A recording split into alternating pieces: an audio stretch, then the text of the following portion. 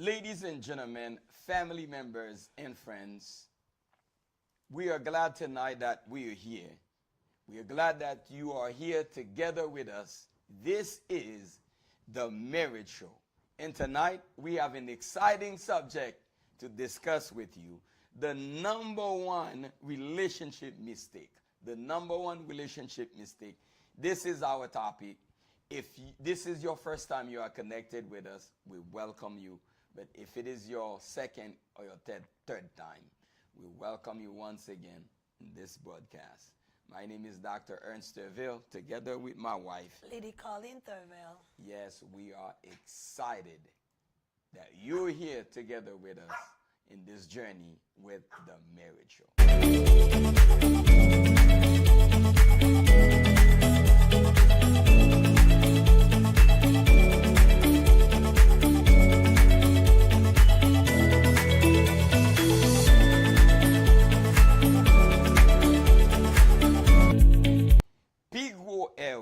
Erreur numéro 1 que yon moun ka fait dans relation.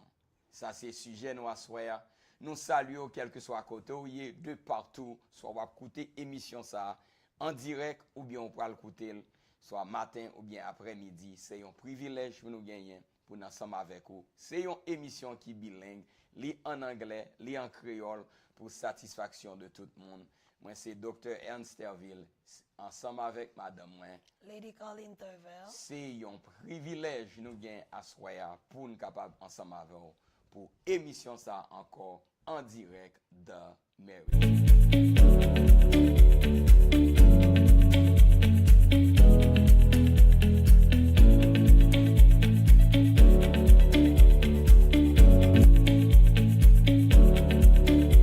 The number one relationship mistake, erreur numéro 1 dans relation.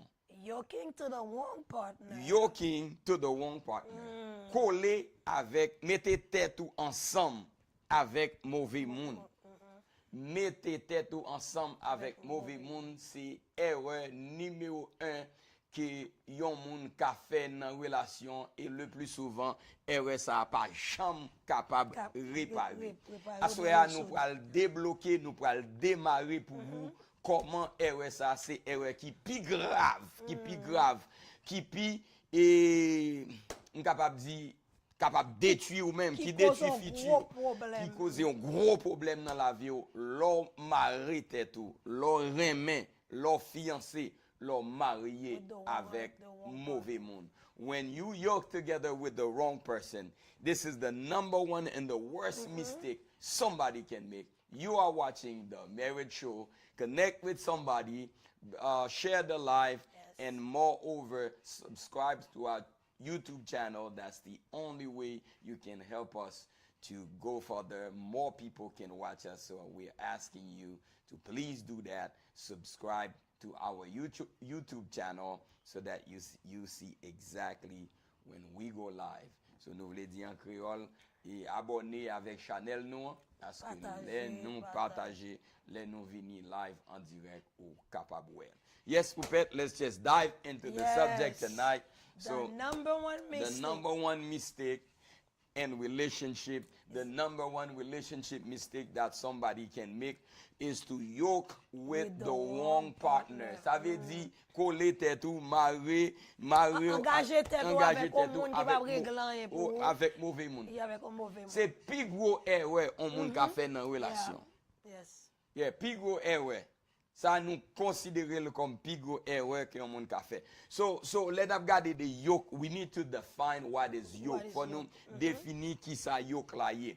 Yoke was a wooden bar placed across two oxen, two donkeys, and then so that they can go to the same direction. Yes. So the idea is simply means if you yoke with somebody, that means you tie together with this person to go forward. So you're gonna go on the same direction. The same direction. So when you are yoked with somebody, there is no way you cannot. One person cannot go left, the other person cannot go right. You cannot say when you yoke with somebody, you cannot say, "Well, I'm gonna be successful. I don't care for my partner." Or you cannot say you're going to this direction and then one of them is going forward and one of them is going backward. Or one of them is going on the east and one of them is going on the west. Ça veut dire qu'il y a un monde somebody's gonna slow somebody out. Yeah. So on nous expliquer en créole, c'est un bout de bois, yo mettez dans tête de bourrique et puis bourrique yo tous les deux doivent aller dans la même direction. Yes. Yo doivent aller ensemble. Si on bourrique t'a voulu rester derrière, soit pour le prendre 3 pieds zèbre ou bien etc., ça déjà ça déjà réduit côté direction. Yo déjà pas dans même direction encore, ça veut dire que bagay la gâté net pour côté de bourrique yo t'a parlé. So it is the same thing in English. If one axe wants to run ahead, then you cannot go ahead. If one ox wants to move forward, you cannot go forward. One of them wants to stop. Because it's going to slow the process. It's going to slow the journey. Yeah. So that's why we say the biggest mistake somebody can make in relationship is to yoke with the wrong partner. Pour marrer tout avec mauvais monde. And we're going to deep tonight. We don't have much time. We don't want to stay long on the show, but we're going to go deep tonight to share with you why it is not good. Actually, it is so bad to yoke with the wrong partner. Yes. Li très mal pour coller, pour marier, pour aimer, pour fiancer avec mauvais monde. Avec un monde qui parle ba yo même j'avais. Exactement. Yes. Leur fiancé marié avec mauvais monde, c'est un coup ou c'est un monde qui voulait faire avant, ou c'est un monde qui voulait faire progrès, ou c'est un monde qui voulait arriver, mais ou pas capable d'arriver parce que ou yoke, ou marré, ou serré, ou bloqué avec monde. Ou bloqué avec monde. Non, ça on pas arriver parce que et donc ou vinn ou gen agenda pa mon a agenda pas. Exactly. Parce que agenda c'est pour le faire à gauche ou même pas là c'est pour le faire à droite. Ça veut dire que balan qui barre nous, qui sépare nous bien qui kembe nous pour ne pas faire même dans même direction et donc comme d'ado ou casser ou faire route pas ou faire pas. Exactly. So what we really mean in relationships is that the person you yoke with, the person you married to, the person you are dating, so is the person that you can build your life with? That's right. Or is the person that you can go forward in destiny with? Or it's that person has the power to pull you way down into destruction. And then to yoke is more than dating. You know, like somebody, I'm just going on a date. Because you can go on a date and you decided that that's not the date that you wanted. Yeah. So when you yoke, it's more than just going on a date or married.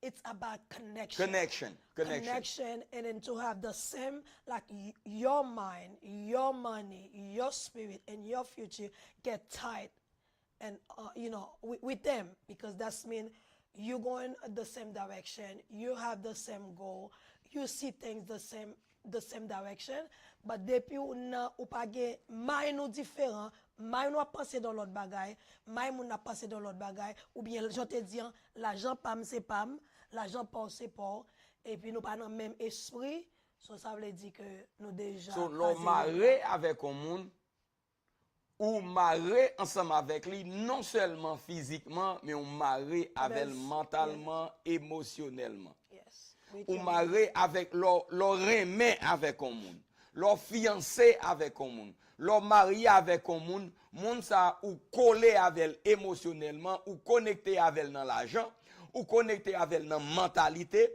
ou connecté avec en esprit, ou connecté avec dans futur, ou connecté avec dans rêve, ou connecté avec dans plan, ou connecté avec dans tout objectif la vie, ou connecté ensemble avec. So, ça veut dire, souriver ou joindre son mauvais monde. Oh, qu'on y a connecté avec mauvais grain, mauvais air, mauvais bagay, mauvais mentalité, mauvais l'argent. Ça c'est très dangereux l'or connecté avec mauvais monde. When you are yoked with the wrong partner, the wrong girlfriend, the wrong boyfriend, the wrong husband, and the wrong wrong wife, it is to your detriment, destroy your whole life, destroy your whole future, destroy everything you spend your life building. Yes. When you are with the wrong partner, with the wrong person, man, whatever you spend your life building, that person alone, your connection with the person, has the power to destroy what you have built. And we'll be right back, ladies and gentlemen. This is the Marriage Show.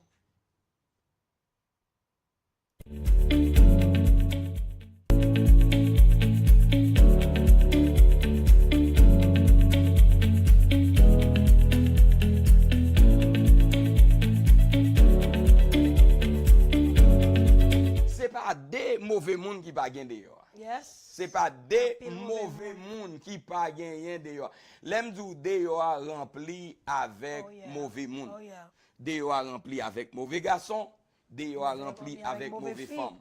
There are so many bad people and bad partners out there. That's why our show is very important to understand. We need the help. We need the understanding to maneuver the dating stage, because if we don't, we might end up being in the arms of the wrong partner. And now we want to be real. Let's just be real. Man, you cannot get yoked to the wrong woman. You cannot. Yeah. You don't have that luxury. You don't have that time to be yoked to the wrong woman. And the same thing, and the woman cannot get yoked with the wrong man. With the wrong man, because there's a danger. It is dangerous. It is dangerous. You don't realize how heavy a yoke is until later on, until it is too late. When it is too late, that's when you realize a yoke is heavy. Is heavy. Yeah. So what does the Bible say about that, Puppet? The Bible in 2 Corinthians 6 verse 14 says, "Do not be unequally yoked with unbelievers." Unbelievers. So it says unbelievers, but the Bible says unbelievers. So tonight I'm going to tell you there are two people. They are the worst people to yoke with. I know where you go. I know, because automatically when you say unbelievers, you say, okay, so... You're talking about people who go to church and people who don't go to church, right? Because we often say, okay, they're not in church. They're not in church or not. Ils pas partager même foi avec. Yes. I've heard young people who are not married yet. They said, they're not dating people who are not in church. Outside of but the church, I have bombshell for you tonight. Stay close.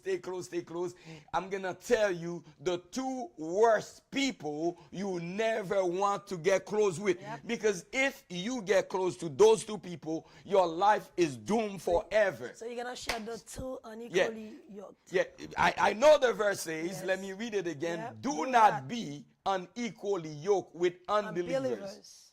Unbelievers. So if we always think that if I'm in church, we're talking about people outside of the church. Because if we can interpret this unbeliever, the word unbeliever, to only people who are not in the church, then we'll just limit the power of the word of God. And tonight I'm going to open your horizon to see the two worst people, because some way somehow it's talking about believers. So tonight I'm going to give you two believers you do not. I said you never ever want to be in association and connection with those two believers. I know the Bible says it says do not unequally yoke with unbelievers. So the Bible says unbelievers, so we automatically say, okay, so okay, as long as I find a believer, as long as I find somebody in the church, as long as I find somebody who is in the church, I'm good. But tonight, not all believers that you need to associate yourself with. And I'm going to give you two believers you do do not want to associate yourself with, remember you are watching the marriage show, and I want to tell you about our conference that is coming up in December. It's coming up in December. You do not want to miss this conference. You do not want to miss that. You definitely do not want to miss this conference. It's going to happen in Orlando. Let me play the ad and I'll be right back. How much is your marriage really worth? If you are not married yet, how much is your future marriage really worth? This December, join singles and couples from around the world for a life-changing experience at the 2025 Silver Love Conference in Gala. Learn from powerful voices in love and longevity like Shelley Fanfan, LMHEC, mental health and relationship strategist, Dr. Louis Cola, renowned psychotherapist, Dr. Phil Phillips, relationship expert, a powerful panel of couples married 25 plus years to share their experience. Dress up for the Silver Love Gala, a romantic, unforgettable night of music, elegance, and celebration with Ben Sachs International Live. This Regency night will be hosted by no other than MC Ramses. Your marriage is worth everything. Invest in it. Fight for it. Register now before it's too late. Yes, we are back. We are talking about the number one mistake, the number one relationship mistake you can ever make in life is to be and to yoke to the wrong partner. Pi gros erreur nan relation ou ka fait dans la vie, c'est pas beau avec mauvais monde, c'est pas perdre virginité, c'est pas perdre virginité. Autant de samedi, c'est pas ni perdre virginité, c'est pas ni c'est là. Mais pi gros erreur que ou ka fait dans la vie, c'est fourrer corps, mettre tête ou ensemble avec monde qui c'est mauvais monde, qui pas bon partenaire pour vous, monde n'a pas bon partenaire pour vous, li pas doué ensemble avec, li pas doué connecté ensemble avec vous. So that's the biggest and most detrimental mistake. L'on fait erreur ça, li détruit toute reste vie. Le jour que vous fait erreur ça tout détruit toute reste vie. Ou besoin en pile gêne, ou besoin en pile la prière, ou besoin en pile travail. En pile travail sous tête pour capable changer, pour retirer nan jouk ça, nan jik ça, nan malédiction ça. It's son vrai jouk lié, son jouk, son fardeau lié. It's so heavy to be and yoke. To yoke to the wrong partner. It is so heavy. Li très lourd, li très difficile pour capable connecter avec mauvais monde. We were talking about 2 Corinthians 6 verse 14. Do not be unequally yoked with unbelievers. So Pas almete who tête are those unbelievers? avec non-croyants. So I swear, I'm not even going to tell you about unbelievers. We all know that. If I talk about unbelievers, it's just a repetition of the same old thing. Everybody knows that. When you go in church, they tell you, do not be unequally yoked to the unbelievers. So we all know that. Tout moun l'église connaît ça ou pas doué. Tout moun l'église connaît que y a prend moun l'église believer pareil. Exactement. Believer pareil mais yo pas pas prend moun dehors qui unbelievers. Qui unbelievers. If you want to hear so key believers, because as I am a student of the Bible, I always open my mind. I always open my horizon to try to understand, to see colors, to see light, to see what the Bible is not saying, what the Bible is saying between the line, what is not saying from with the black and white text. So ça la Bible a dit, pour qui ça l'a dit. So first and foremost, we need to figure out why the Bible says do not be unequally yoked with unbelievers. So because light and darkness can't work together. Yeah. Because light, dark, that's opposite of. Exactly. Yes. So you are going east, or if you're going east, and I'm going west, and both of you are, one art in the process. Yeah. So you not ready, Lord. Yes. You not ready. But this topic alone, unequally yoked with unbelievers. So basically, we can open it to say that there are many unbelievers in the believing house. There are many unbelievers in the believing house. Ouch. Drop the mic. Yeah, we just dropped the mic.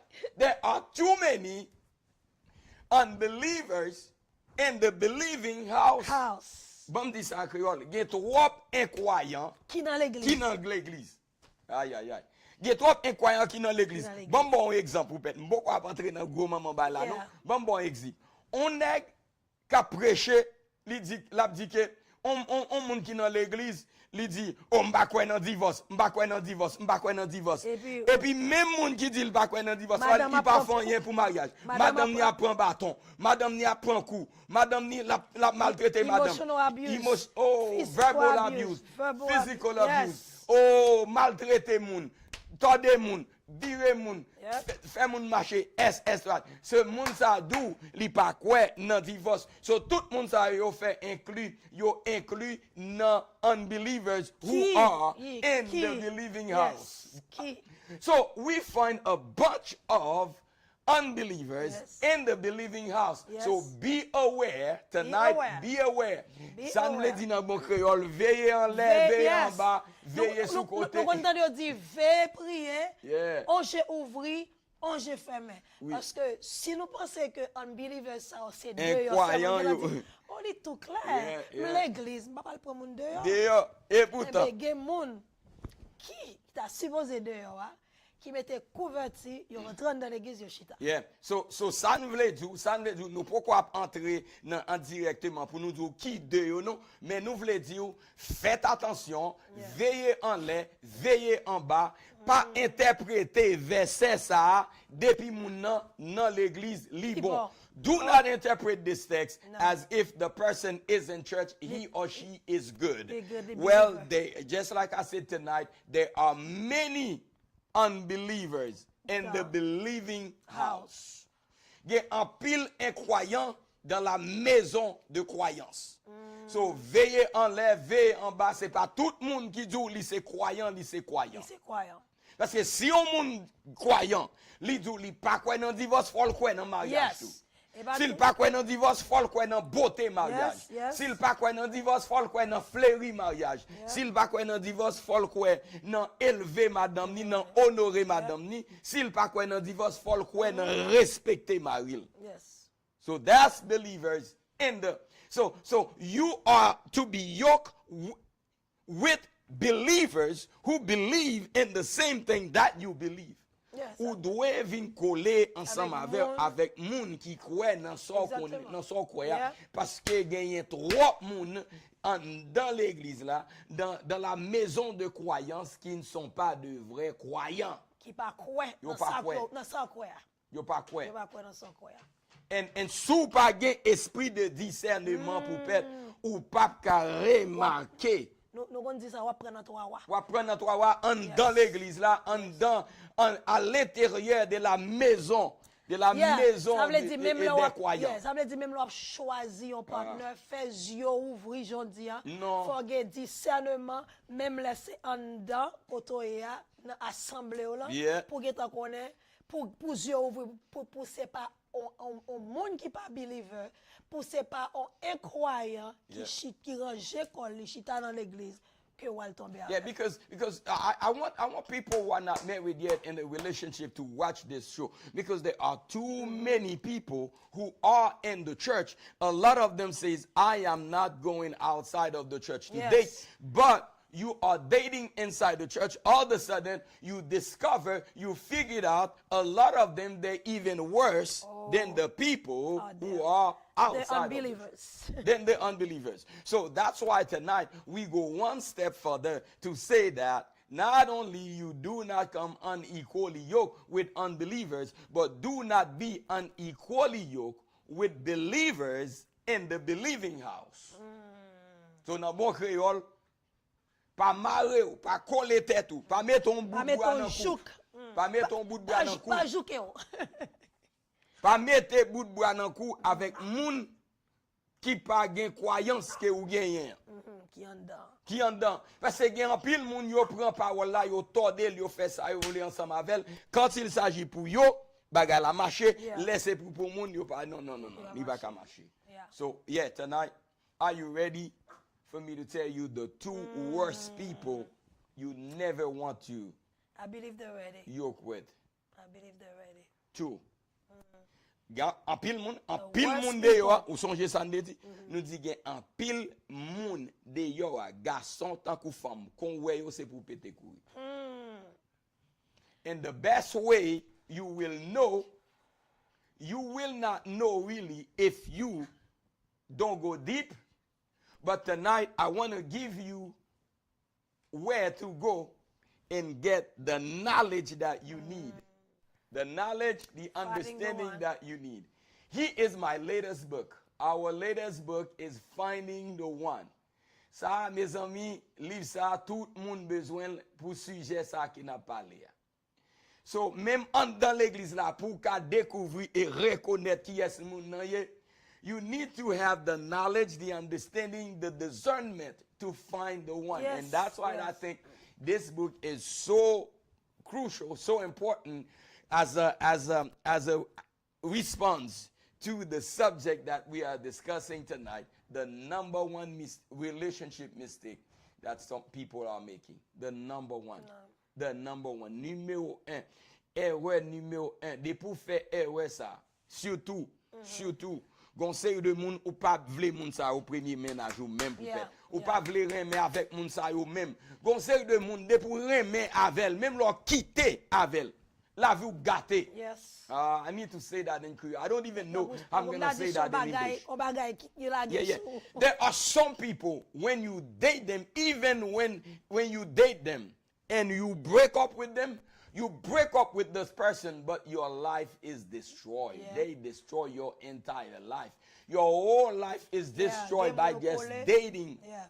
But if you know how to date, if you know how to figure it out, if you know how to discern, how to discover the right person, then this will not be a mistake. And the best way to solve, to correct this mistake, the best way for you not to commit this mistake is to know exactly how to find the one. And this is the book. So we encourage you to go get this book, Finding the One, because we always hear, especially single people, they're confused. They don't know, because especially sometimes they're so confused they are dating so many people at the same time because they feel like if they do that, they can pick the one, they can find the one. Yeah. But this book will help you, see all the red flags to say, okay, check mark, or, I'm kicking you to the curb. Because when you see those things, you don't have to go to, 3 dates, 4 dates, 5 dates. Because in 90 days, just like you say, in 90 days, you should have clarity to see if you're going forward with this person or if you're not going forward with this person. Wow, okay. So, First Lady just told you, go get your book. Go get your book. If you struggle, if you are confused in your relationship. Married or single. Married or single. Because I want to read this book. Yeah.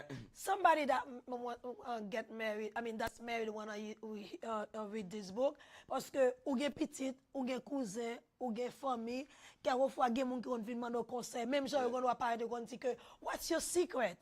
So, on moun gen wa mande what's my secret for for that 25 years. M'kal nan livre la pou m'di que oh, this is what I saw on my husband. This is how I find my one. Yeah. This is how I find my person to help them. Exactly, because what happened is it brings you clarity. Yes. Not only clarity, from going around promoting my book, there's one thing I realized. People don't like to read a lot of pages. A thick book. Yes. A thick book. So I realize that. So I condensed this, the Finding the One. You can read it in less than 1 week. Yeah. Like about 3 days. Six chapters. Only 6 chapters representing the numbers of men. 6 is the number of men. So I put it 6 chapters with clarity. And because we want the result to be fast, to be quick, I don't want the people who are reading the book, the people who are watching this show, to date somebody for 1 year and 2 years until later you realize that we were not supposed to be together. Wasting your time. No. That was back in the day. Yes. That was wasting your time. That's when you did not know. In less than 90 days. So you're not spending 1 year to just wait for this person to make a decision? So in January, what I'm gonna do, I'm gonna offer a program, a 6 weeks program.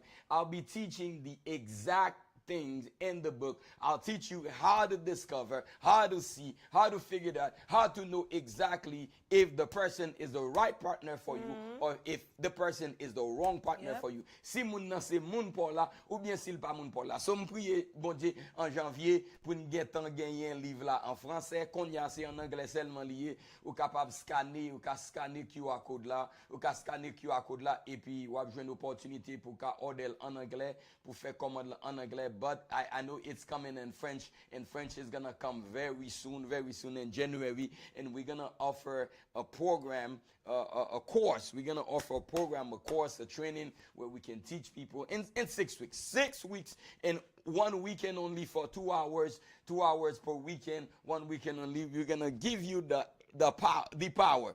The power will be in your hands to date, to engage, and also to marry. You know exactly who you're going to marry. You know exactly who you're going to be with. You're going to date even before you get in the house with them. There is no guess. There's no confusion.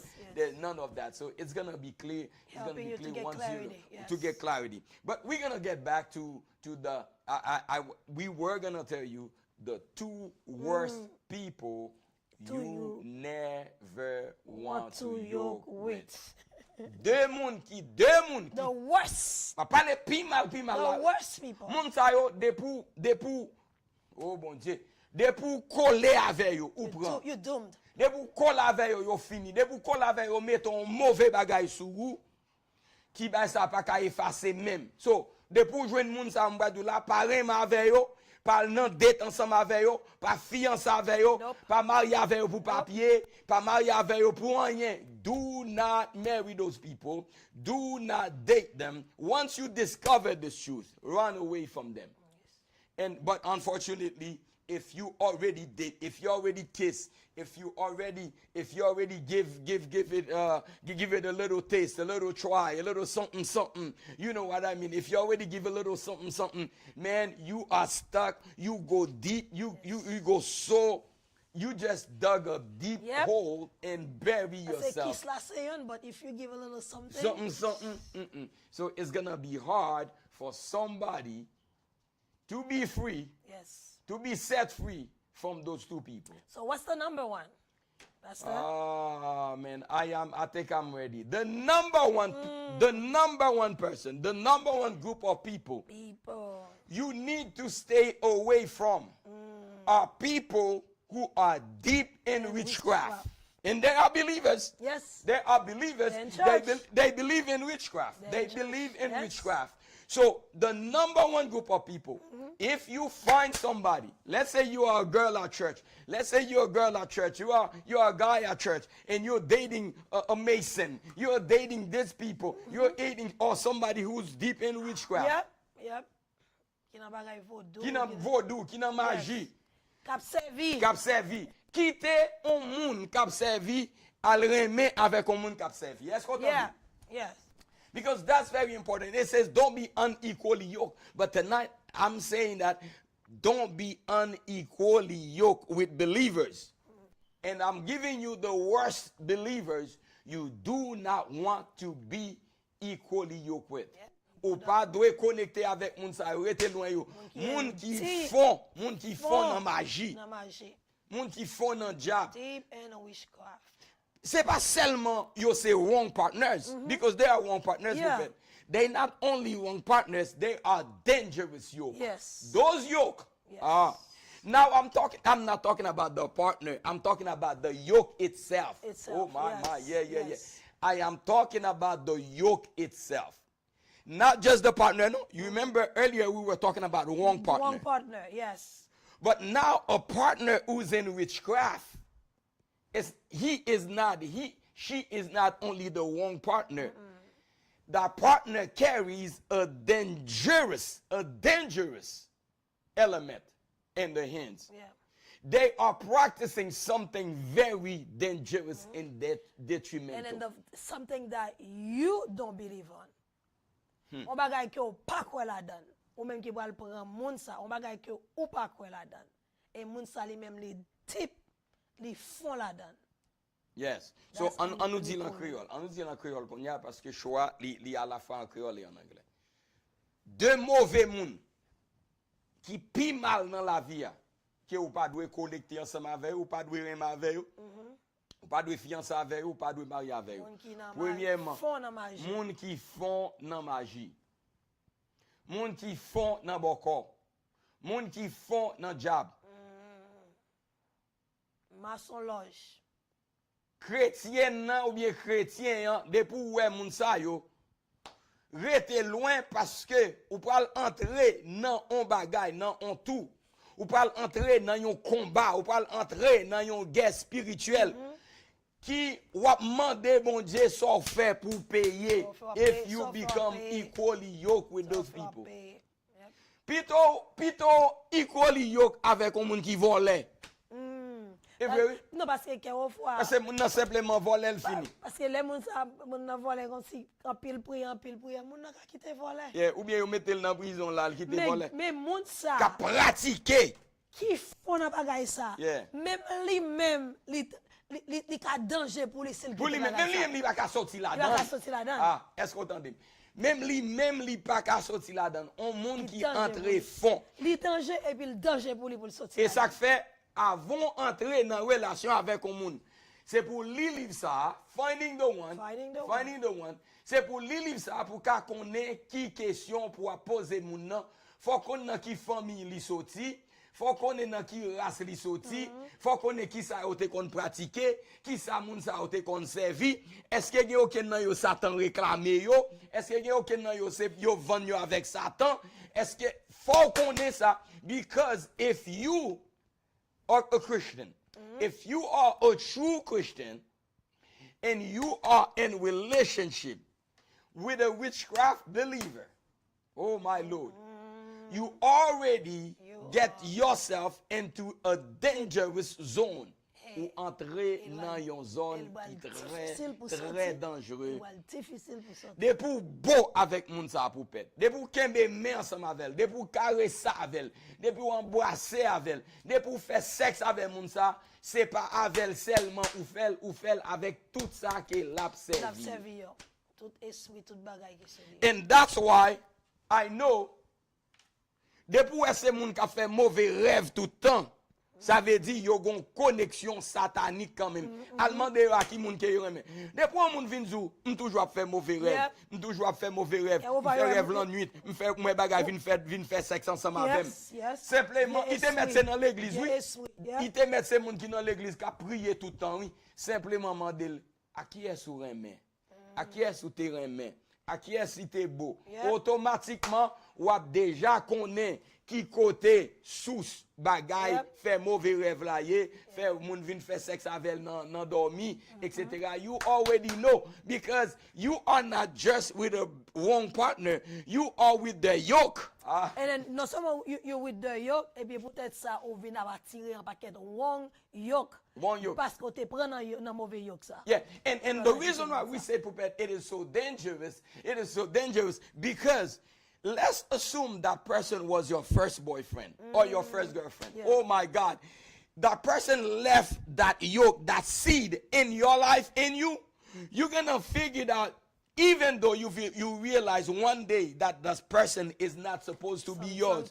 So somehow that person left that seed, that yoke in your life. You're gonna realize everybody you date is the same person, the same character, the same personality, the same group of people.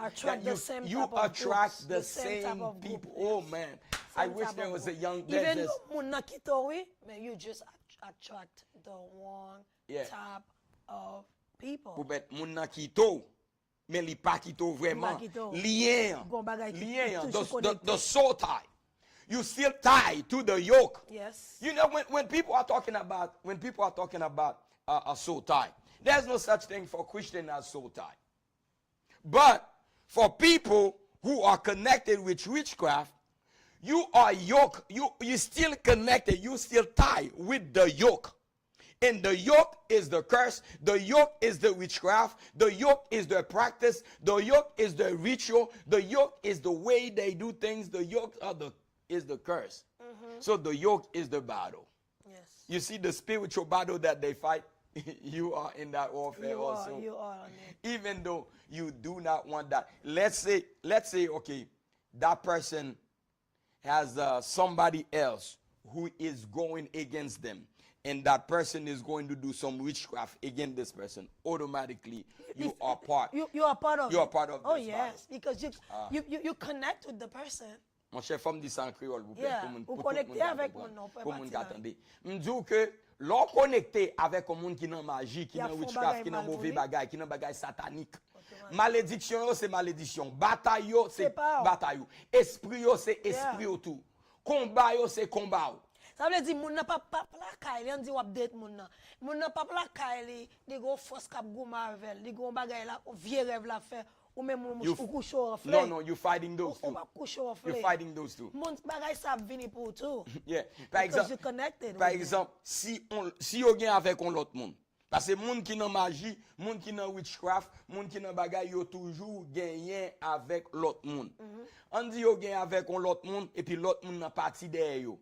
Dans combat ça que yo ya, dans bataille ça que yo ya, automatiquement parce que ou aller dans même direction ensemble avec songez qui dit là nous dit là dans yok là ça veut dire son bois que yo passer dans pour nous tous les deux pour nous aller ensemble ça veut dire si moun ça gagne ennemi ça c'est ennemi tout pas parler de dimension spirituelle parce qu'on a même ou avec on a même direction avec on a même ça c'est même bagaille. Sous notre direction opposée, on a dit que les gens n'a fait route ça yo prend, il va prendre mais ou juste dans même direction avec. If you want to know more, you don't want to miss this book, Finding the One. It's short, it's straight, go forth direct to exactly what you need to discover if this person is your one. If this person is your Adam, if this person is your Eve, you can simply scan the QR code and then right then and there, you're going to get to our website and where you can order your copy. Or if you want me to come to your church and speak about that, how to find the one, particularly those pastors who are watching, you want us to come to your church. Especially for the young people. Especially for the young people. I'm going to offer a lot of seminars. I'm going to try to go to high school with this book, to go to different places, to give guidance to young people so that they don't fall into the wrong arms with the wrong partner. Because yon seul mauvais partner qu'a détruit toute résine. Pas spécialement si moun nan magie, si moun nan mauvais bagay, c'est parce que malédiction, les ou parti des moun nan, yo parti des yo. Parce que ou vin yon avec. Yeah, et ça fait malgré ou gon quitter moun nan, ou gon bagay. Oh, même bagay. Ou pas obligé de Thervil parce que yok là toujours le là toujours dans ou pas jamais faire cleansing ou pas jamais faire cérémonie cleansing you never have a personal cleansing même prière ça m'a pas aider yeah because in this case you need spiritual cleansing you need personal cleansing you need physical cleansing how you do those cleansing that's where we come that's where we come that's where we come we help you with personal we give you strategy technique for personal cleansing. Et que dira Dieu même pour pète? Si pas malin, moun sa pas connaît et puis il quitte un tel, il quitte moun nan te fond en magie, fond en vieux bagay, fond en witchcraft, il quitte et puis qu'on y a la remet avec un l'autre monde. Oh my God, that's even worse. Yes. Now you become in a spiritual tug of war. Yes. It's a triangle. It's a triangle yoke. Now is the other person is yoking with the person that you left. Yeah. Boy. Et que vraiment difficile avec moun sa wal prend. Oh, très difficile. Ouais, tout ça fait fort pour avec moun sa. Wap goumen. Il y a des fois, on demande ça qui passe dans la relation, on ne peut pas comprendre. Tout le monde a une bonne intention, mais la relation n'a pas marcher. Ça qui passe, il y a un monde qui déjà yoke, qui a un lien avec moun sa. Et puis moun sa, excusez-moi. Qui rentre dans la relation, il rentre dans la relation physique, non? Oui, excusez-moi pour peut-être. Moun sa a battu, moun sa y a goumé tout le temps, et puis il a arrêté. Moun sa y a quitté tout le temps, et puis il a arrêté. Moun sa yo nan fâché tout le temps yo quitté. When that's how you know that there is confusion in the house. C'est là ça on connaît bagay la confus, gon bagay derrière, you are yoked with something other than the wrong partner. Parce que ou pas vin seulement gagner un mauvais partenaire, but ou aussi lié ou connecté avec ça moun a fait. Yes. Ça moun a servi. Ça le gagner. Oh, share the life to somebody that you know who's not married yet, or maybe is married. If you married, ou réaliser que you are yoked with the wrong partner, nous va pas dire pour divorcer, but we can teach you, we can tell you what to do. To clean house. To clean house. Pour délivrer dans grande situation. Until ou délivrer, ou fait commencer un problème dans mariage ça. Ou fait commencer un problème dans relation ça. Tout autant que ou pas fin délivrer. So for mon frère ma soeur, for délivrer. So the number 2. Ou quoi me parler pour number 2? Pourquoi parler pour number 2? Me dit les avancer. Et bah là moi capable avancer là parce que nous pas kebe moun yo pour 8 non, ça me dit pour pète. Donc après 2 points nous fini. Non, nous n'a fini là. L'or marié, l'or remet, l'or fiancé, l'or marié avec un monde qui louche, un monde qui dans Satan, un monde qui dans diable, un monde qui a servi. Combat li c'est combat. Malédiction c'est malédiction. Lutte li c'est lutte tout. So ou vient réaliser qu'on y a you are fighting two war. You're fighting the fight trying to see how you can make this relationship better. And you're fighting the spirit that doesn't want this relationship. So you are fighting wars you were not even meant to fight. You were not ready you to were fight. not ready to fight. You were not trained to fight. Yes, you were not trained to fight. But if we have what it takes to help you to fight. And every member of our church knows that we provide training, we provide orientation and guidance how to fight those fights. Yes. If any church member and under this live watching, you agree to that, you can only say agree. You fight wars that you did not even meant or prepare to fight. So what looks like love becomes spiritual trap. Ça qui semblé avec l'amour, le regarde ou prend non trap, ou prend non attrape ni go. Ou prend non niche for me. Ou prend non niche for me. Ladies and gentlemen, on connaît n'a parlé avec un pile moun à ce là. Un pile moun gen droit dans situation ça. But we will be right back. We're going to tell you the second worst person you never want to yoke with.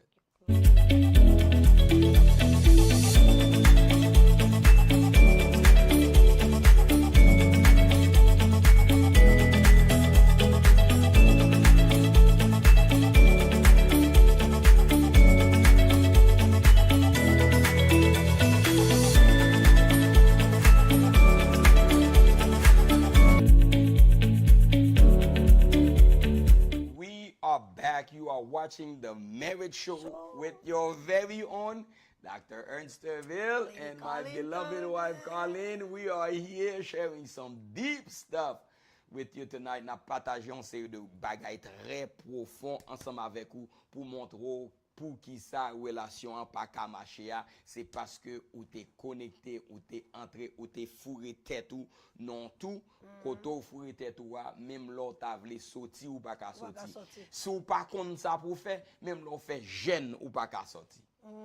Même l'autre prier, yo longer main sur ou laguer corps à terre et pour sentir délivrer, qu'on rive la caille, bah yo tourner pire. Yes. So that was witchcraft. Deuxième monde qui pis mal. Nous parlons de deux monde qui pis mal. Yes, one say monde qui nan maçon, qui nan magie, qui nan magie, qui font na bagay ça yo. Yes. Pas approcher monde ça. Pas approcher. Pas moyen monde ça yo. Pas bay monde ça aux oreilles yo. Deuxième monde, ou ap étonné oui de deuxième nan. Oui. Ou ap étonné de deuxième nan. Qui ça ne dit don't be unequally yoked with unbelievers in the believing house. In the believing house. The second group, the second group of people you need to run away from, once you know that, run away from, are fake spiritual leaders. fake spiritual men and women of God. People, women of God. men of God. Men of God. Yeah. People who pretend to be a man of God. Right. People who pretend to be a woman of God, but they are not true. They are not real. Yeah. They are fake. Be aware of that. Yes. And Jesus says be aware. In Matthew chapter 7 verse 15. Matthew chapter 7 verse 15. We're gonna read it in English and then I'll switch to Creole. Of false prophets who come to you in sheep's clothing, but inwardly ravenous wolves. C'est loup ravisseur que oui. So some people wear the label of men of God. Men of God. Yeah. Or women of God. But their life is full with of lies, manipulation, and control. Wait. Sali pou pèt gen leson l'autre chose n'a fait parce que l'est fini. Manipulators. On change en créole. Moun qui dans l'église qui dit que c'est croyant mais yo faux. Yo pas réel. Homme de Dieu. Homme de Dieu. Femme de Dieu. Femme de Dieu. Et mes signes qui pour faire connaître que yo pas gen bon Dieu nan yo rete loin yo. Y a prêché on bagay sous cher et puis la vie yo pas témoigner ça y a prêché. Yo font l'autre bagay. Aïe. Oui. La vie on dit oui, la vie yo y a prêché un bagay mais la vie yo pas témoigner ça y a prêché. Y a prophétisé sous tête tout, c'est ça les faux prophètes yo. Yeah. Mais la vie yo pas révéler ça y a dit. Rete loin. Ça c'est monde qui pi mal yo a amdou, monde qui pi mal pour rete loin pour pas rien avec yo, pour pas fiancer avec pour pas marier avec yo. Et ça vient avec pour mouton yo. Yeah, yo vient avec pour mouton. Et comment on va reconnaître yo?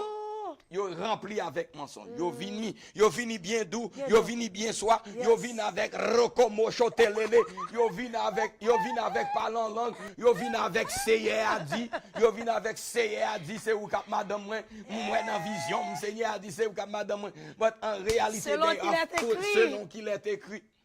But en réalité, they full with lie. Yo rempli avec mensonge. Manipuler le monde, c'est ça à faire. Manipuler le monde. Deuxième signe, pour qu'on connaisse, c'est manipulation. Manipuler, y a essayé d'où on dans le bagage. Quand y a d'où l'église ça pas doué la donne. Tel bagage, veille un tel. Depuis on monde commence à d'où bagage ça yo, c'est manipuler la manipulation. Parce que connaît que y a découvrir yo, parce que yo ouais que y a les tête yo men of God, women of God, mais yo ouais que gen monde qui men of God, women of God, yo bi talon l'autre côté puis yo caché, depuis yo connaît y a découvrir yo dit madame ou pas cala encore. Yeah, ou pas cala. Monsieur là ou pas cala encore.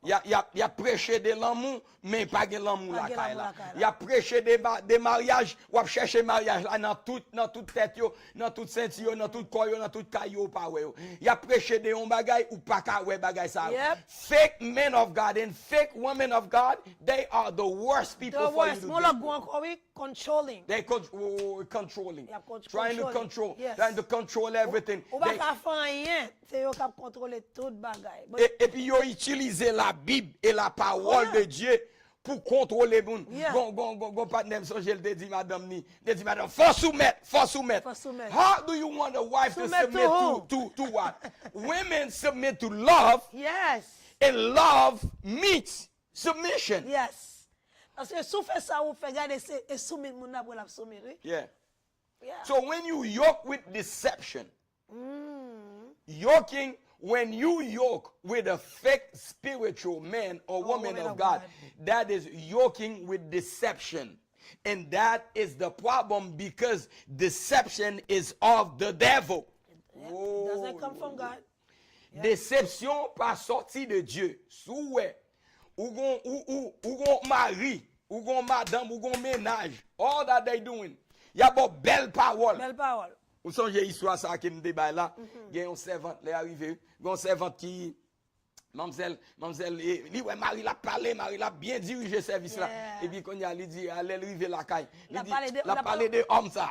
On a parlé de serviteur de serviteur de social. Ouh, serviteur de social, t'es bien prêché. Oh, ça c'est homme de Dieu. Et puis, monsieur a dit, qui serviteur t'a parlé sous cher? Monsieur, comment c'est mauvais? Mais serviteur t'a parlé sous cher. Exactement. Parce que pour qui ça, salway la caille là, différent de salway sous cher. So pour tête vers son médecin et pour parler parole bon Dieu, et puis qui pas nan ou même. Ça veut dire pas réfléchir ou pas sembler avec ça on va dire. C'est belle parole ça moi dire. So be aware, run away because the enemy loves to disguise poison as honey. Yes, the enemy. So not every prayer warrior is truly a prayer warrior praying to God. Yep. Yeah, not all prayer warriors are praying to God. Yep. Because there are a bunch of men of God that I know who are not really men of God. Men of God. Because if or you... should you say that there's a lot of people that's calling themselves men of God, but that are not really men of God? So hear me out. Our time is running. We have a lot more to discuss, but you need to connect with us. Connect with us for more. Read our books. We have several books out there that to empower you, to equip you. But in this season, God is giving us a bunch of revelation. You remember the revelation God gave us last night? Last night, yeah. What was it again? Because when you find the one. When you find the one. Yes. So now this book. So finding the one. When you find the one, what do you do with the one? What do you do with the one? Exactly. When you find the one. My wife and I, we were just doing our thing, and then this and then this title just popped up and last night, and then we're like, well, that's the next book, When You Find the One. Because I think I was just talking to the one that I found. Yeah. And then that came to our mind when we find the one. I'm looking forward to that. Oh, yeah. I'm looking forward to that book also. I'm asking God to download. Because sometimes we're going to find out, you don't know what to do with the one. Yeah. So we're going to give some tools to know that when you have the one, like, exactly. So hear me out, people. Our time is up. We try not to keep this show for so long. But if you yoke with witchcraft, you inherit bondage. Si ou marre, ou mette tête ou ensemble avec witchcraft, magie, so ap héritier c'est esclavage. Ou marre. Moi même pour tout le monde qui dans witchcraft yo bon m'dou. M'vle clair avec nous mettre voyer wash voyer ça nous m'vle clair avec nous.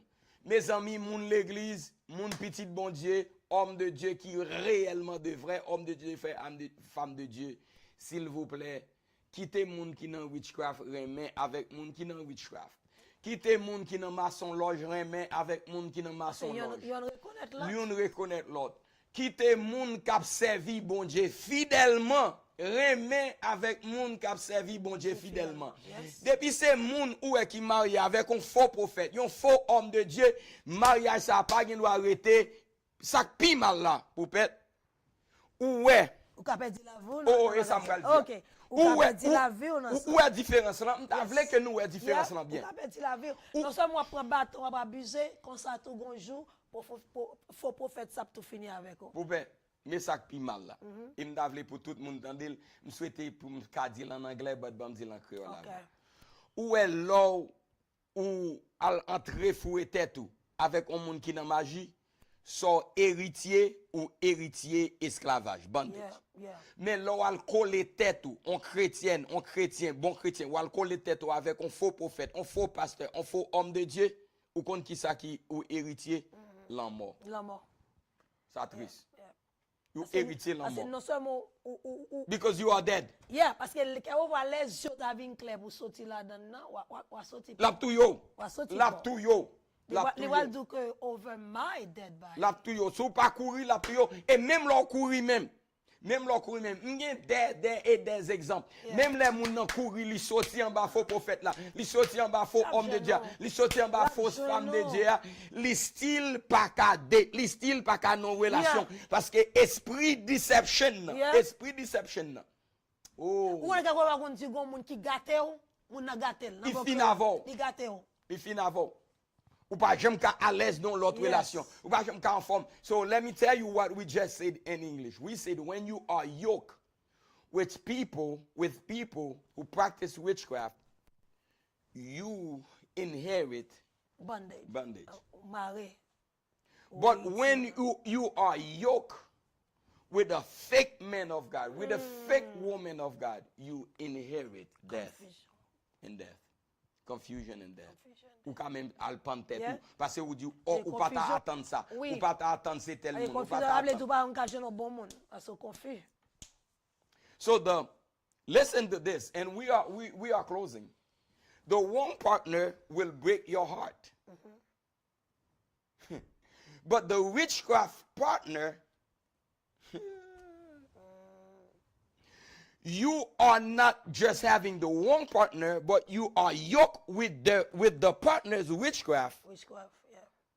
Now you become a spiritual slave. Yeah. And then these people that will steal your peace and your purpose. Yeah. And when you are yoked with a fake spiritual man, a fake spiritual woman, you kill your destiny. Je connais des versets à seulement te dit pas alren mais pas avec mon qui non croyant. Et pas me give you the bombshell. Valait monde qui pas marié avec un croyant. Exactement. Il a passé misère là. Plutôt ouais deux incroyants mariés pour peut-être. Plutôt ouais deux incroyants mariés. Oh, m'connant pile. Bien vivre. Il a vivre. Et m'pa connait comment pour me dire ça encore à soir. Yeah. And I'm saying this tonight. It's better to see two unbelievers getting married and they will be fine. Yeah. But when you find a believer and specifically a true believer and a fake believer. Yes. A true believer and somebody who practices witchcraft. Oh my God. That's destruction to death. Because those spirits, the spirit of lie, the spirit of destruction, will kill your destiny. There will be gaslighting, puppet. You never believe in yourself. You never know that if you're telling the truth. Yeah. They always gaslighting, always making you believe that you did something wrong. Yeah. While they do the wrong thing, and then they put it on you. Or they blame you. They're blaming you. Man. And then you see yourself asking for forgiveness. Oh yes, that's my fault. Because it speaks to you as son esprit accusateur. Et quand ça manipule, quand il y a même non shit up my excuse because it's always me. It's always your fault. It's me because mon a manipulé, la contrôlé. T'as dit Jean Créole a dit on a plamé mon ça. Peut-être un monde qui te remet, un monde qui te marié avec un manipulateur, avec un contrôleur. Moun sa pa gen droit tem nan relation encore. Ou après moun sa la djou nan bouche li besoin relation mais dans réalité dans quel oui, parce que nous ça tout le temps. Dans quel li pas capable. Moi matin même qui t'a porté méditation, t'a dit comme si gèlè moun a manipulé la contrôler la bateau. On y a même dans l'autre relation pour aller ouvrir pour bâton. Ouvrir pour bâton. Yeah, exactement. Ou vinn sentir ou pas moun, ou vinn sentir ou pas gen valeur ou pas rien. Sous pas jeune bâton. Et ou pas avec moun nan, on a parlé dans l'autre monde qui voulait remettre, l'autre monde qui pas voulait bateau, l'autre monde qui voulait gon l'autre relation avant ou même c'est ça. Ça habitué avec un unbeliever qui chita dans l'église là. Ou est moun qui t'est marié avec homme de Dieu ou bien femme de Dieu qui manipule yo, qui bat yo. Moun sa yo c'est un esprit déception qui bat yo. Moun sa yo même là yo joine bon moun remen yo toujours penser que c'est mauvais moun. C'est mauvais moun. Homme de Dieu qui bat. Même homme de Dieu qui te bat ya. Ya connaissez moun sa vinn devant là. Tout le monde ça même monde. Et ça va entendre dire oh tout le monde c'est même, yo tout c'est même. Man, I pray tonight we were able to open your eyes to go deeper in your search, in your understanding. Parce que qu'on voit en pile fois on jeune fille dans l'église qui était mariée avec un faux homme de Dieu. Et puis, homme de Dieu a manipulé, li contrôlé, li bat, ou bien femme de Dieu a fait tourner torchon. Guess what? Moun sa, li plus gen tendance à le marier, à le remettre avec un monde qui pas dans l'église, qui dans witchcraft parce que ça dans l'IA c'est monde qui ça c'est monde qui esprit contrôlé. Because they get to a point that they feel like they cannot get better than those type of people because that's who they used to. Do you feel like any spirit control you ou pas même qu'à enjoy une relation? Malgré quitter moun, malgré pas avec, malgré ou quitter le 10 ans, 20 ans. Mais esprit ça a toujours là la contrôler la vie, la dominer la vie, les qui t'ont traumatisé, à soi traumatisé. We can pray for you for your freedom and we can give you strategies. Nous avons stratégie. Just really nous schedule a session. We can walk you step by step to your freedom. You can wisely choose. It's a choice. Depuis yeux fin ouvrir net. You can wisely step out, pray deeply, walk in discernment, and recreate your destiny. I like that. Recreer destiny. Yes. Because ou t'es avec a man of God, a woman of God, qui pas vraiment un homme de Dieu, une vraie femme de Dieu, you will run away from God. You will run away from church. You will run away from true relationship. And then, poupette, mais ça me dit encore, très important. Most likely, m'ba di tout non, but généralement, dans toute règle exception, ou ap joindre moun ça, si son filié, objectif li, Jean l'a agi, li plus à l'aise pour le remettre avec moun qui déjà marié, moun qui dans relation yo, au lieu qu'il chercher pour moun parle pour compte. Et le plus souvent tout, le bar là comme n'a fini, là où moun ça vient me remettre avec fake woman of God ou bien man of God. Parce que moun sa pas camper sur même les son couverture dans l'église ou même qui te gon du feu qui te fait feu flamme ou ouais comme si ou pas gon chaleur ou l'église non on pas gon chaleur spirituelle parce que moun n'a vraiment pas camper sur et c'est behind closed door this on manipulator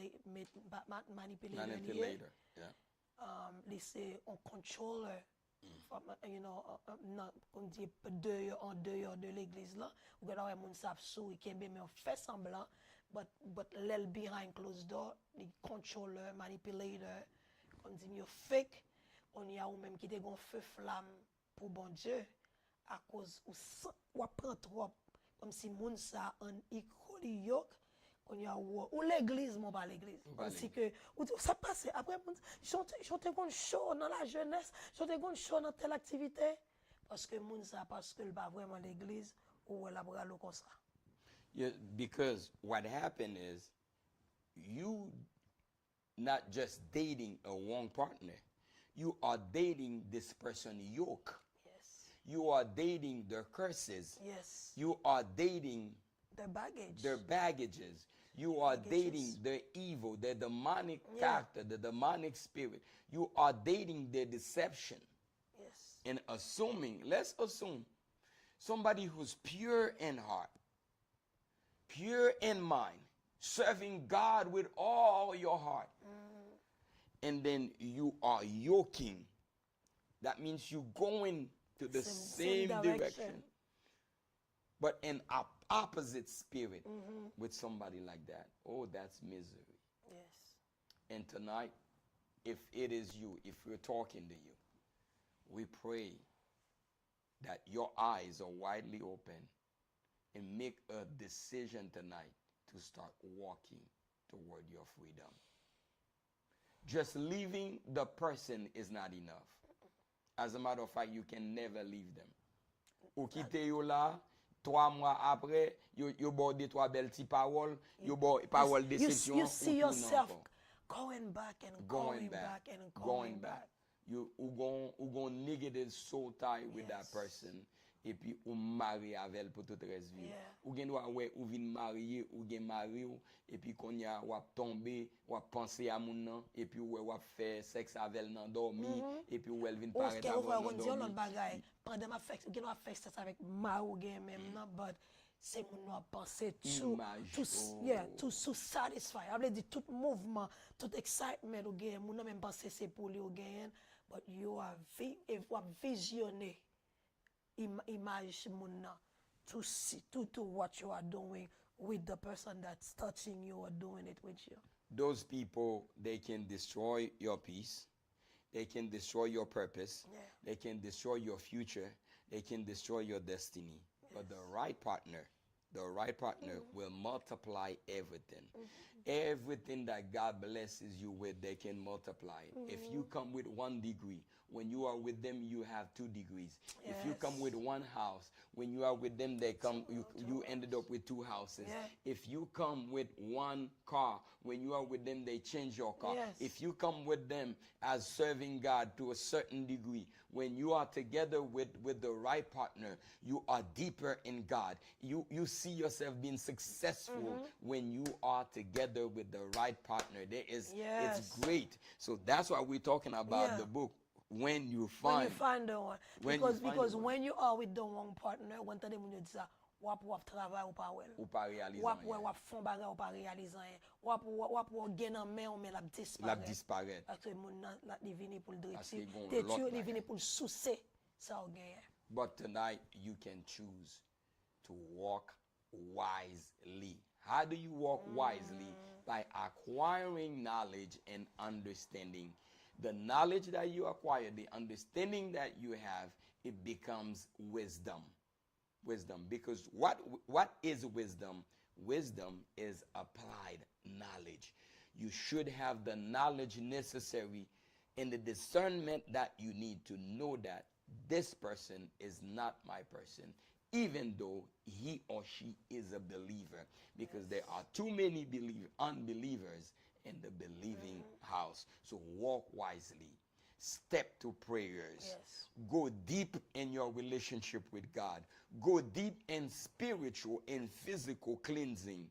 Walk with discernment and declare over your life you are free from every force, every bondage, every yoke from your past. You are free from that. Every single yoke from past relationship, from people that you knew, from when you met them, when you kissed them, whatever. We're going to go back to those dates together with you and then clean house. So this way you are preparing yourself. And please, let me say this with all my heart. If you are this type of person, you were in an unequally relationship, you were dating somebody, or you married somebody, you were engaged with somebody, you were practicing witchcraft, or a fake spiritual man or a fake spiritual woman who was controlling you, manipulating you, abusing you, please, you are not ready yet for the next relationship until you are completely healed. Because if you are not completely healed, what's going to happen? You're going to cause somebody else to be in the same yoke that you're in. That's even worse.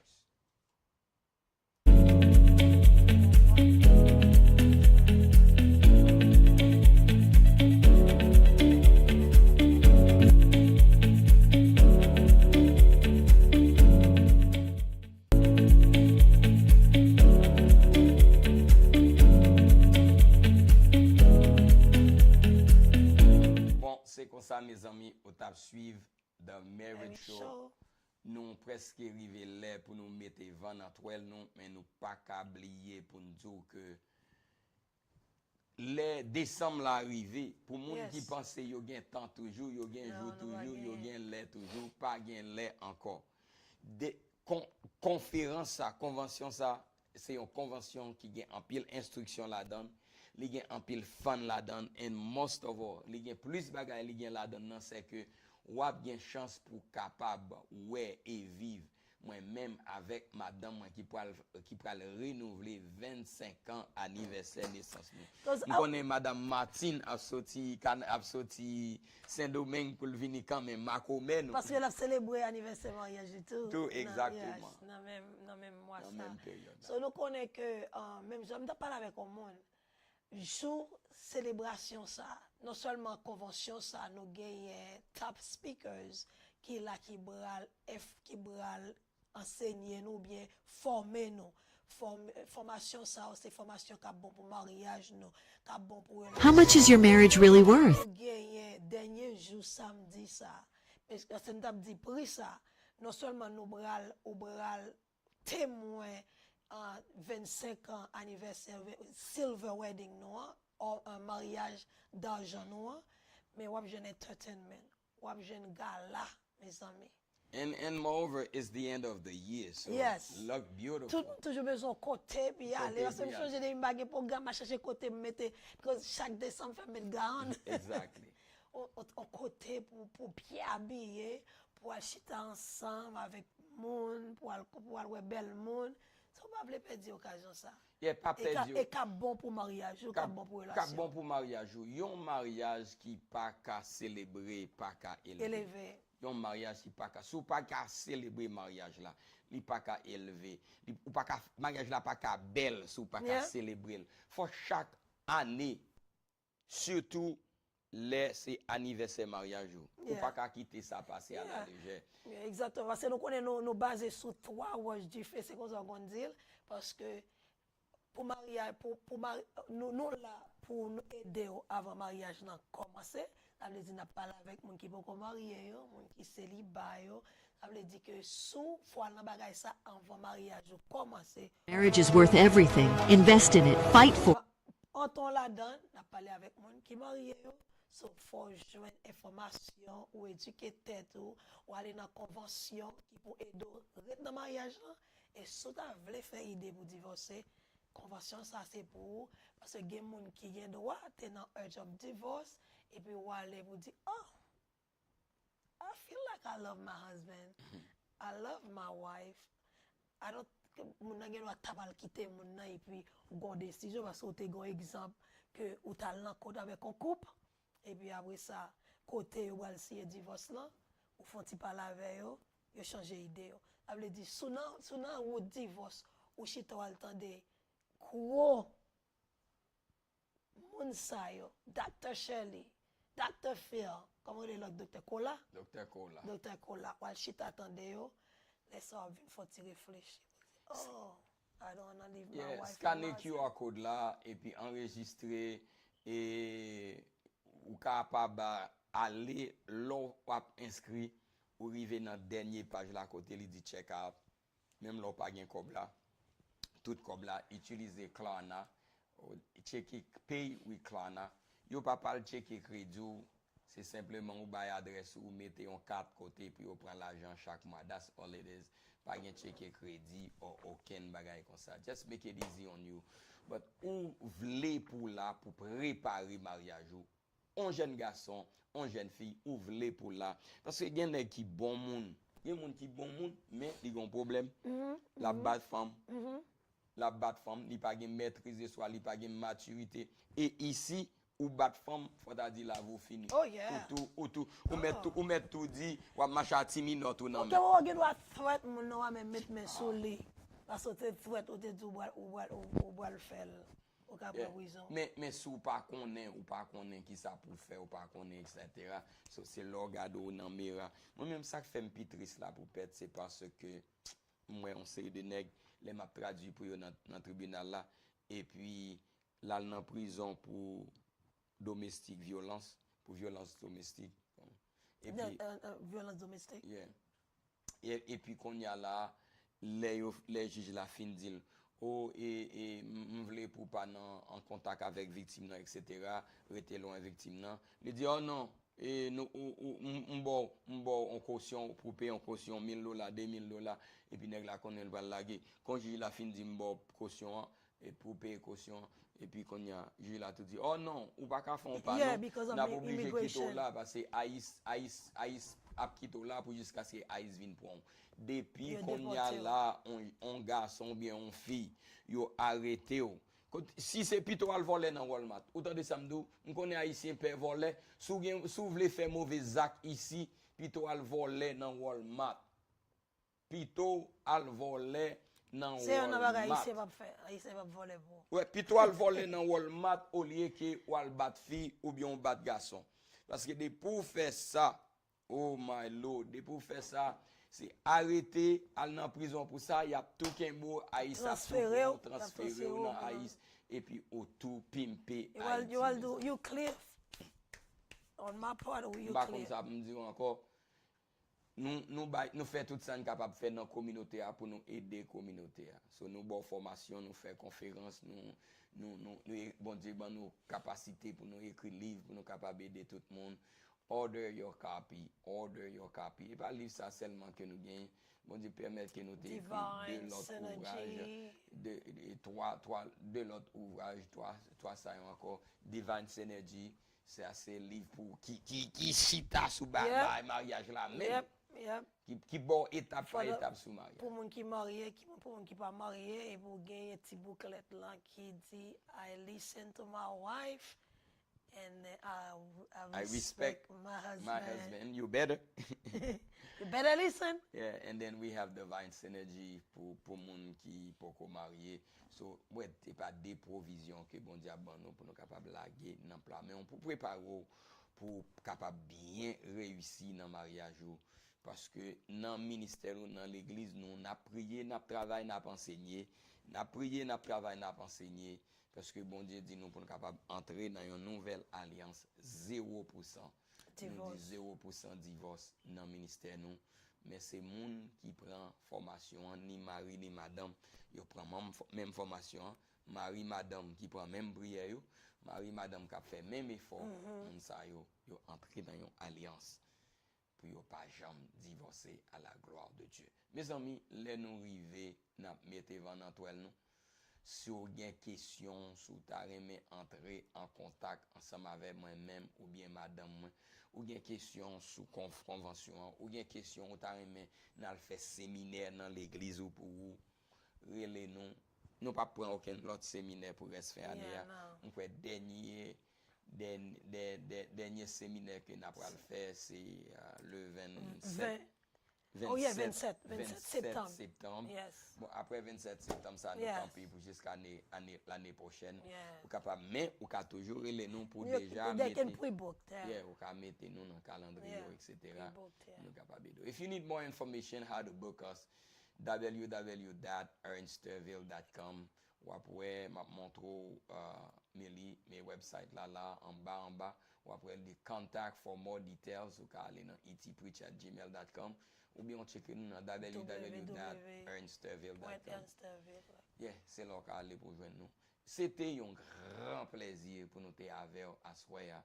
Nous souhaitons que vous te apprendre quelque chose et qui ouvert jour à soir c'est un ouvert qui est pour éclairer pour capable marcher en très décisif ou bien décisive pour les féminins et marcher et pour capable connaître que moi dans discernement m'pa carrément c'est pas parce que garçon en belle c'est pas parce qu'il bien campé c'est pas parce qu'il compte parler c'est pas parce qu'il est payé for your date you supposed to be with them c'est pas parce que fille est belle c'est pas parce que fille a bien campé pour ou dire que moun ça ou obligé ensemble avec lui remet avec Mayou, remet avec moun qui capable également coller avant. Les nous mettez moun qui gen même objectif ensemble avant. Moun qui gen même plan, même rêve ensemble avant. C'est moun ça yo qui ou aller ensemble avec. Si ou pas gen même rêve, même objectif, même plan, mais nous capable faire réussir, même réussir. On dit que ou remet avec un moun qui pas gen plan pour arriver en rien dans la vie. Tout bagay, li à l'aise à tout bagay. Li à l'aise n'importe qui bagay li déjà bon. On monde comme ça et puis ou même ou son go together, you destroying your destiny. Que bon Dieu bénisse chacun de nous à ce qu'on capable marcher dans route destinée, dans relation que vous y a. Songez que ou capable relais nous n'importe qui les sous une question, suggestion 321 13 85 43 ou bien ou capable et voyer un message email pour nous et n'a là pour nous capable aider aller sur website. C'était un grand plaisir pour nous être avec vous et nous disons merci à la prochaine.